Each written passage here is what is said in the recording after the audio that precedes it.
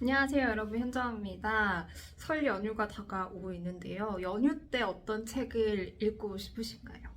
뭔가 너무 두껍고 집중해서 봐야 되는 그런 책보다는 가볍게 읽을 수 있지만 그래도 남는 게 있는 책을 읽고 싶잖아요. 그래서 오늘은 이 책을 소개를 해드리려고 합니다. 그리고 감정 컨트롤이 어렵다 혹은 내가 감정 기복이 너무 심한 것 같다, 어떻게 해야 될지 모르겠다 하시는 분들에게는 특히나 이 책을 추천해드립니다. 사실 저는 이 책을 새해가 오기 전에 읽었었는데요. 그때 제가 한 관계 때문에 너무나도 힘들어하고 있던 상태였습니다. 그런데 그 관계가 사실 엄청난 문제였다기보다는 그 관계에서 남겨진 감정들이 저를 너무 힘들게 했는데요. 감정에 너무 파묻히다 보면 내가 진짜 어떤 감정을 느껴서 이렇게 힘든지 모를 때가 있거든요. 그때가 딱 그랬던 것 같아요. 아마 이런 경우가 저뿐만 아니라 여러분들에게도 많이 있을 거라고 생각을 합니다. 분명히 그 감정이 해결되기에는 시간이 필요할 수도 있어요. 저 같은 경우에도 시간이 지나야 조금 해결되는 문제라는 것들을 알고 있었지만 그 당시에는 너무너무 힘드니까 빨리 해결하고 싶잖아요. 그래 저는 책을 굉장히 많이 찾아보는 스타일이거든요.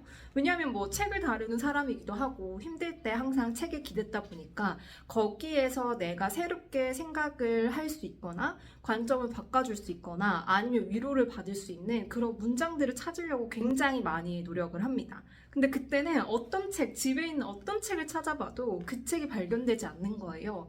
그래서 굉장히 좌절하고 너무 감정 때문에 힘들고 방황하고 있었던 것 같아요.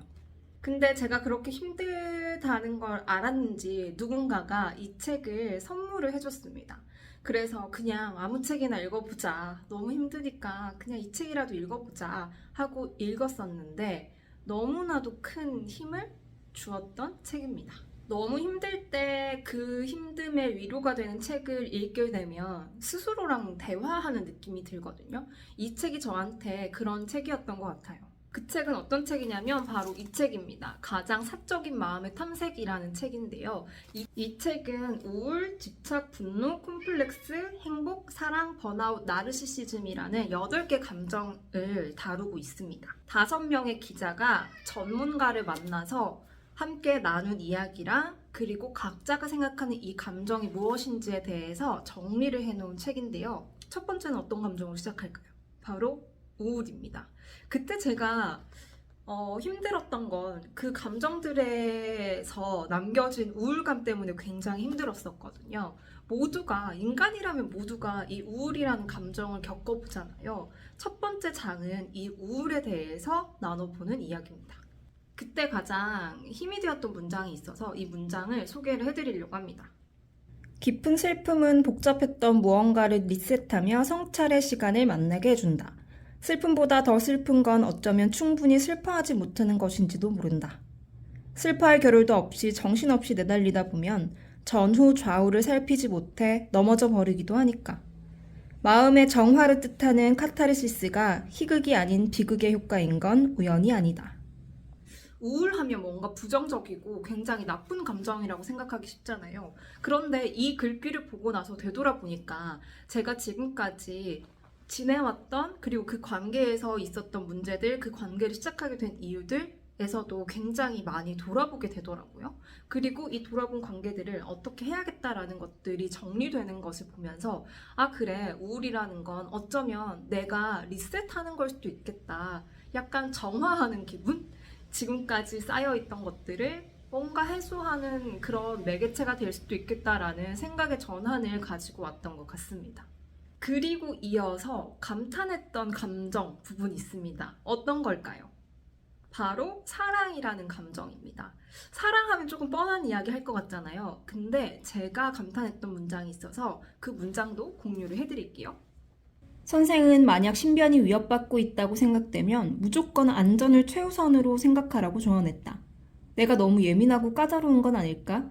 참고 넘어갈 문제가 아닐까? 하고 생각하지 말고 모든 수단을 동원해 안전을 지켜야 한다. 헤어진 사람에게 연락하는 것도 누군가는 위협으로 느낄 수 있기에 조심해야 할 정도로 이별 후 폭력의 테두리는 점점 넓어지고 있다.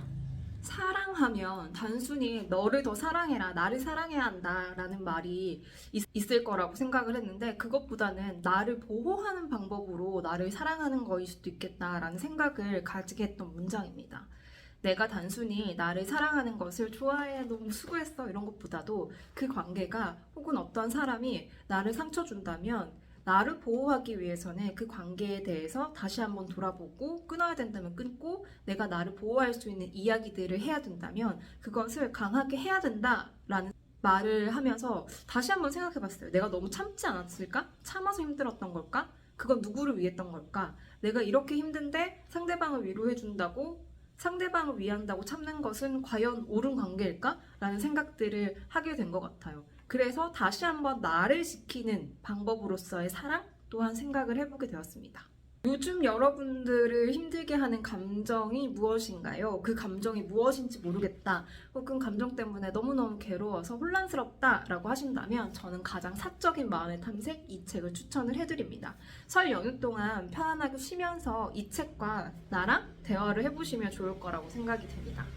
그리고 이 책을 혼자 읽기 힘들다 라고 하시는 분들 혹은 이 책을 조금 더 진하게 읽어보고 싶다, 나랑 대화하면서 읽어보고 싶다 라고 생각을 하시는 분들을 위해서 지금의 세상 독서 챌린지를 이 책으로 진행하게 되었습니다. 그래서 내가 단순히 이 책을 눈으로만 글자로만 읽는 게 아니라 이 책을 정말 내 삶에 적용해보고 싶다라고 하신다면 지금의 세상 독서 챌린지에 관련한 글을 아래에 달아놓을 테니까 한번 확인해 보시고 저랑 같이 제가 겪었던 감정들, 제가 겪었던 상황들을 공유하면서 같이 한번 나를 공부해보는 시간을 가졌으면 좋겠습니다. 앞으로도 쭉 좋은 책들과 좋은 이야기들이 있으면 유튜브로 공유를 해드리도록 하겠습니다. 그럼 다음 시간에 또 뵐게요. 안녕.